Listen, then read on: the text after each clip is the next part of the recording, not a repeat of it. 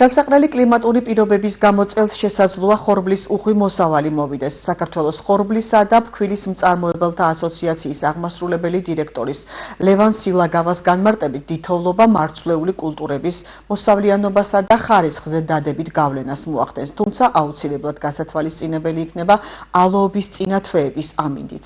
სილაგავა ხორბლის მოსალოდნელ ფასზეც ამახვილებს ყურადღებას.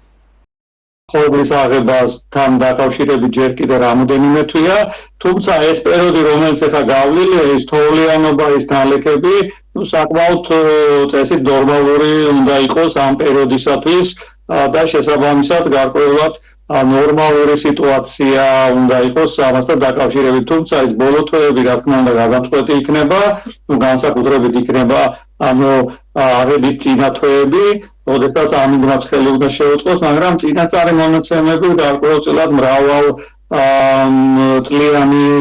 თვითონ ფაქტორებიდან გამომდინარე, მრავალწლიანი ნორმების ფარგლებში უნდა იყოს. სავარაუდოდ ამ წუთისათვის საკმაოდ ნორმალური მოსავალის პირობებია და კიდევ ერთხელ ვამბობ, რომ ფასი, რომელიც განსაზღვრულია დღეს 80 თეთრის ჩაბარება, მაქსიმალური დღეს არის, ფაქტიურად შეიძლება ხორბლის ფასის მატებასთან ერთად, იმპორტირებული მათ შორის, ესეც კარგი არის თვითონ ფერმერებისთვის. სხვა საკითხია უკვე ფქვილში ფასში რა ფასი იქნება და მერე ფუხში როგორ გადადის ეს, მაგრამ ფერმერების შემოსავლისათვის ეს საკმაოდ ნორმალური არის.